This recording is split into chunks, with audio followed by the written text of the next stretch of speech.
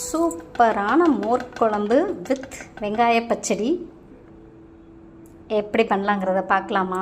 Traditional ரெசிபிங்க, வாங்க.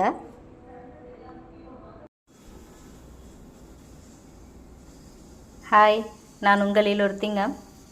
இன்றைக்கி நம்ம ஒரு சூப்பர் ரெசிபி பார்க்க போகிறோம். ரொம்ப ட்ரெடிஷ்னலான ரெசிபி. சில பேருக்கு பிடிக்கும், சில பேருக்கு பிடிக்காதுங்க. ஆனால் கல்யாண வீட்டில் ஸ்பெஷலாக வத்த குழம்போட இந்த குழம்பும் சேர்ந்து கண்டிப்பாக இருக்கும். அப்படி என்ன குழம்புன்னு பார்க்குறீங்களா? இன்றைக்கி நம்ம பார்க்க போகிறது மோர் குழம்புங்க. மோர் குழம்புனா எத்தனை பேருக்கு பிடிக்கும்னு தெரியல. எனக்கு முன்னாடி ஸ்டார்டிங்லாம் பிடிக்காதுங்க. ஆனால் இப்போ நான் செஞ்சு இந்த ரெசிபியை நான் செய்கிறப்ப எனக்கு இது ரொம்ப பிடிச்சிருக்கு. சொல்லலாம், வேறு வழி இல்லை, நீ சாப்பிட்டுதாம்மா ஆகணும்னு. ஆனாலும் டேஸ்ட் உண்மையாலுமே சூப்பராக இருக்குங்க. நான் இது இன்க்ரீடியன்ட்ஸ் போடுறதுக்கு முன்னாடி உங்களுக்கு காட்டணும்னு நினச்சேன். பட் நான் மறந்துட்டேன் வீடியோ எடுக்கிறதுக்கு. அரைச்சதுக்கப்புறம் தான் ஞாபகம் வந்தது. சரி, இதை ஒரு வீடியோவாக போடலாமேங்கிறதுக்காக தான் எடுக்கிறேங்க. இதில் நான் தேங்காய், சீரகம், அப்புறம் பச்சை மிளகாங்க, அதுக்கப்புறம் நம்ம நார்மல் துவரம் பருப்பு இருக்குல்லங்க, அது ஒரு டீஸ்பூன், அரிசிங்க, நம்ம சாப்பாடு அரிசி இருக்குல்ல, அது ஒரு டீஸ்பூனுங்க. ரெண்டும் சேர்த்து நான் ஒரு மணி நேரம் இல்லை அரை மணி நேரம் ஊற விட்டு வச்சுருந்தேங்க. அதையும் சேர்த்து நான் இந்த பேஸ்ட் அரைச்சிருக்கேங்க. தேங்காய், சீரகம், பச்சை மிளகாய், ஒரு டீஸ்பூன் துவரம் பருப்பு, அப்புறம் ஒரு டீஸ்பூன் சாப்பாட்டு அரிசிங்க. இதை மட்டும்தான் போட்டு இப்போ நான் இதை அரைச்சி வச்சுருக்கேன். இதுதான் மோர் குழம்புக்கான பேஸ் ரெசிபி. இதை வச்சு தான் நம்ம பேஸ் இன்க்ரீடியன்ஸு இதை வச்சு தான் நம்ம ரெசிபியே பண்ண போகிறோங்க. வாங்க எப்படி பண்ணலாங்கிறத பார்க்கலாம். இப்போ நான் வெண்டைக்காய் வச்சு தான் இப்போ நான் அந்த மோர் குழம்பு பண்ண போகிறேங்க. எனக்கு பாருங்களேன், வெண்டைக்காய் நான் ஆன்லைனில் போட்டேங்க. எல்லாம் எவ்வளோ முத்தெல்லாம் இருக்குது பாருங்களேன். நல்லா ஏமாத்துறாங்கங்க ஆன்லைனில். ஓகேங்க, இது கொஞ்சம் பிஞ்சாக நான் அதுலேருந்து எடுத்து வச்சுருக்கேன். இதை வச்சு தான் இப்போ நம்ம மோர் குழம்பு பண்ண போகிறோம். சில பேர் இதில் நம்ம மோர் வத்தல் இருக்குல்லங்க, அது கூட போடுவாங்க. நான் அதுவும் போடுறேன். இல்லை அப்படி இல்லைன்னா நம்ம வெங்காய பக்கோடா இருக்குது தெரியுங்களா, நம்ம சும்மா உதுத்துட்டு வெங்காய பக்கோடா பண்ணுவாங்க, அதுவும் சூப்பராக இருக்கும். இதுக்கு வாங்க ரெசிபி எப்படி பண்ணலாங்கிறத பார்ப்போம். இங்கே பாருங்கள், நான் வெண்டைக்காய் இப்படி நம்ம நார்மலாக அந்த குழம்புக்கு போடுவோங்களோ அந்த மாதிரி தான் இப்போ நான் கட் பண்ணி எடுத்து வச்சுருக்கேன். நம்ம சட்டியில் எண்ணெயை ஊற்றிட்டு இந்த வெண்டைக்காயை ஃப்ரை பண்ணி எடுத்துக்கலாங்க. அதுக்கப்புறம் நம்ம குழம்பு ஸ்டார்ட் பண்ணலாம். ரொம்ப சிம்பிள் ரெசிபி தாங்க, ரொம்ப டைம் எடுக்காது. இங்கே பாருங்கள், இதுதான் மோர் மிளகாங்க. இங்கே பாருங்கள், தெரியுதா? இது நாங்கள் வீட்லேயே போட்ட மோர் மிளகாங்க. அதனால தான் இவ்வளோ குட்டியோண்டாக கிடச்சிருக்கு. இதே கடையில் இந்த மாதிரி கிடைக்காது. கடையிலலாம் கொஞ்சம் நல்லா பெரிய பெரிய சைஸாக வச்சுருப்பாங்க. உண்மையிலுமே பழைய சாதத்துக்கு கம்பு இந்த கூழுலாம் இருக்குல்லங்க, அதெல்லாம் இது தொட்டு சாப்பிட்டா உண்மையிலுமே அடிச்சிக்க முடியாதுங்க. டேஸ்ட் அல்டிமேட்டாக இருக்கும். அந்த கஞ்சி கூழெல்லாம் குடிக்கிறப்ப அந்த மோர் மிளகாய் தொட்டு சாப்பிட்டிங்கன்னா குடிச்சிக்கிட்டே இருக்கலாம். அந்த அளவுக்கு மோர் மிளகாய் டேஸ்ட்டாக இருக்குங்க.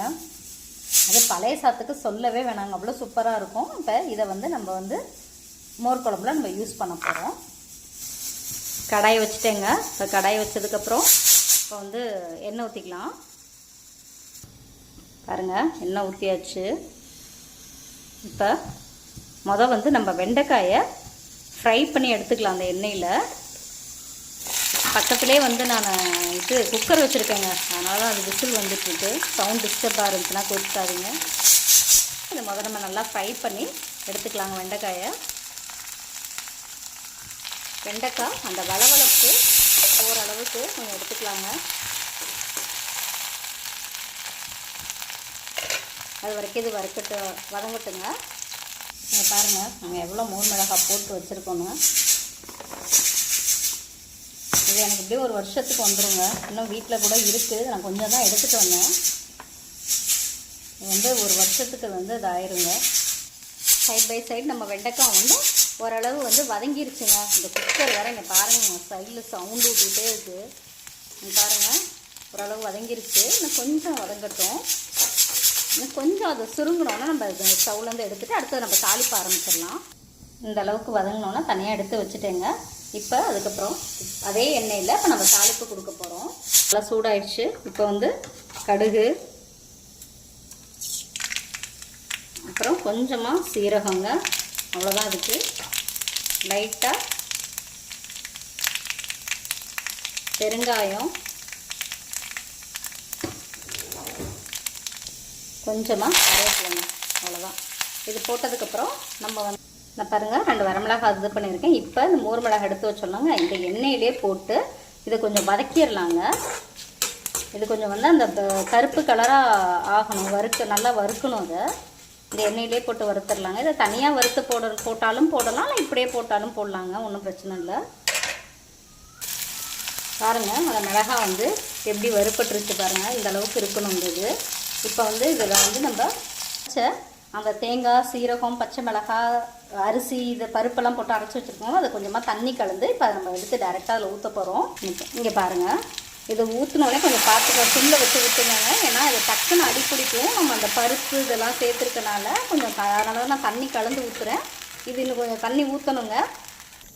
தண்ணி ஊற்றி இப்போ இதை வச்சுருக்கேங்க. மோர் குழம்புக்கு தேவையான அளவு உப்பு போட்டுக்கலாம். அவ்வளோதாங்க. இப்போ இதுக்கு மஞ்சத்தூள் போட போகிறோம். இதை பாருங்கள், இப்போ நம்ம இதில் மஞ்சத்தூள் போட போகிறோம். அவ்வளோதாங்க.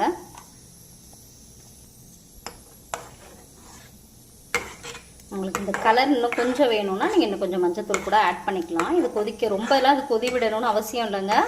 சும்மா ரெண்டு கொதி வந்தாலே போதும். நம்ம எப்போதும் வந்து தயிர் வந்து ஆட் பண்ணுவோம்லங்க மோர் குழம்புக்கு. அப்போ வந்து நம்ம என்னென்னா இந்த மாதிரி கொதிக்கிறப்பே தயிர் ஆட் பண்ணக்கூடாதுங்க. இதெல்லாம் நல்லா கொதி வந்துட்டு ஸ்டவ் ஆஃப் பண்ணதுக்கப்புறம் தான் நம்ம தயிரை வந்து நல்லா மோர் மாதிரி ஓரளவு கடைஞ்சி அதுக்கப்புறம் இதில் ஊற்ற போகிறோங்க. அதனால் திக்னஸ் பார்த்துக்கோங்க. நாங்கள் கொஞ்சம் திக்காக சாப்பிடுவோம், நீங்கள் கொஞ்சம் தண்ணியாக சாப்பிட்றவங்களா இருந்தால் இதில் இன்னும் கொஞ்சம் தண்ணி கூட நீங்கள் ஊற்றிக்கலாம். இங்கே பாருங்கள் எவ்வளோ கலர் எவ்வளோ அழகு போல் வந்திருக்குன்னு. நல்லா அது கொதி வந்தோம்னா நல்லா கலர் கொடுக்குங்க. பாருங்கள், இது இப்போ நான் ரொம்பலாம் கொதிக்க வேணாங்க, சும்மா 2 கொதி வந்தாலே இதுக்கு போதுமானது. ஒரு 2 மினிட்ஸ் இருக்கட்டும். அது வந்து இப்போ நம்ம நல்லா கடைஞ்சி எடுத்து வச்சுருக்கேன். இங்கே பாருங்கள், நல்லா கரண்டியை வச்சு நல்லா கடைஞ்சிட்டேங்க. கொதி வந்துடுங்க, நல்லா கொதி வந்துருச்சுங்க. இது போதும். இப்போ வந்து நம்ம அதை வந்து ஸ்டவ்வை வந்து ஆஃப் பண்ணிடலாம். அவ்வளோதாங்க. பாருங்கள், இந்த தயிரை வந்து நான் இதில் வந்து ஊற்றிட்டேன். இந்த மோர் குழம்பு நீங்கள் எவ்வளோ தான் தண்ணியாக வச்சாலும் அது வந்து சூடு ஆற கொஞ்சம் இருக தாங்க செய்யும். அது இங்கே பாருங்கள், அவ்வளோதான். கொத்தமல்லி தழை தூவி ஆஃப் பண்ணிட வேண்டியதாங்க. ஆஃப் பண்ணிட்டேன், ஆல்ரெடி ஆஃப் பண்ணிட்டு தான் நான் தயிர் ஊற்றிருக்கேன். கொத்தமல்லி தலை தூவிட்டு நம்ம இறக்கிற வேண்டியதான். நம்ம மோர் குழம்பு வந்து ரெடி ஆயிடுச்சு. பாருங்கள், இப்போ நம்ம வந்து குழம்பு வந்து ரெடி ஆயிடுச்சு. இப்போ நம்ம கொத்தமல்லி தழை தூவிட்டு இதை கொஞ்சம் நேரம் மூடி வச்சிடலாம். அந்த எசன்ஸ் வந்து அதில் இறங்கி குழம்பு வந்து சாப்பிட்றதுக்கு சூப்பராக இருக்கும் மோர் குழம்பு. மீண்டும் இதே மாதிரி இன்னொரு வீடியோவில் உங்களை வந்து நான் மீட் பண்ணுறேன். அன்டில் தென் பாய்.